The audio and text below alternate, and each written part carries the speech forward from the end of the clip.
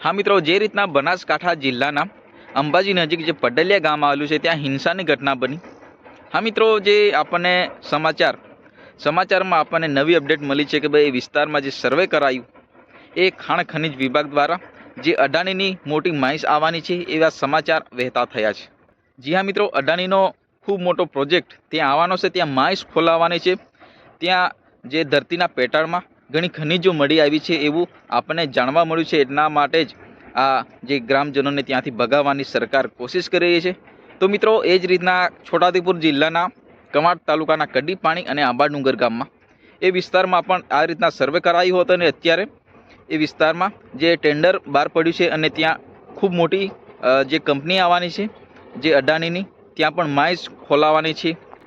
તો મિત્રો, સરકાર નવા પ્રોજેક્ટો લાવે છે પરંતુ આદિવાસી વિસ્તારમાં જે રહેતા લોકોને આવી રીતના હેરાન કરે છે એ તો નહીં ચાલે।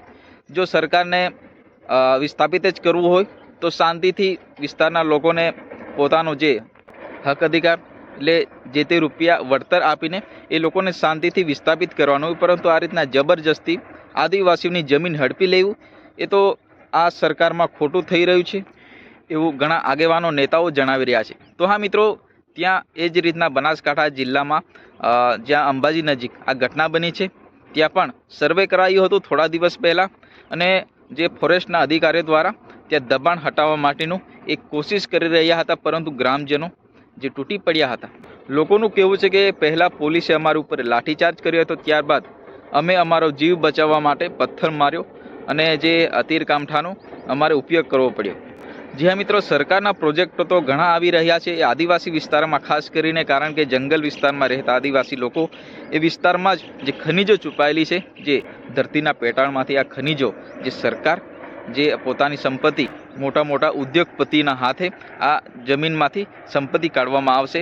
જે રીતના અડાણી કંપની આખા દેશ અને દુનિયાભરમાં જે છવાઈ રહી છે, જે અડાણીનો પ્રોજેક્ટ ત્યાં આવવાનો છે એવું આપણને સમાચાર વહેતા થયા છે। તો મિત્રો, વિડીયોનો મૂળ મુદ્દો એ છે કે ભાઈ સરકારને જણાવવાનું છે આપણે કે તમારે જો વિસ્થાપિત જ કરવું હોય તો જે તે વળતર એ સ્થાનિક લોકોને આપે અને શાંતિપૂર્વક લોકોને વિસ્થાપિત કરે। આ રીતના જબરજસ્તી ચલાવે એ તો ખોટું થઈ રહ્યું છે, આપણે પણ માની શકીએ, કારણ કે લોકો ઘણા વર્ષોથી પોતાની બાપદાદાની પેઢીથી આ ગામમાં વસતા હોય, પોતાની જંગલ જમીન જે સાચવીને બેઠા હોય અને આ રીતના જબરજસ્તી પોતાની જમીન કબજે કરવી એ તો ભાઈ ખોટું થઈ રહ્યું છે, આપણે પણ સમજી શકીએ। તો મિત્રો, તમને વિડીયો કેવો લાગ્યો? વિડીયો પસંદ આવે તો વિડીયોને લાઇક કરીને ચેનલને સબસ્ક્રાઇબ કરતા જજો, કારણ કે ગુજરાતના તમામ વિડીયો આપણી ચેનલ પર આવી જતા હોય છે। ત્યાં સુધી જય હિન્દ।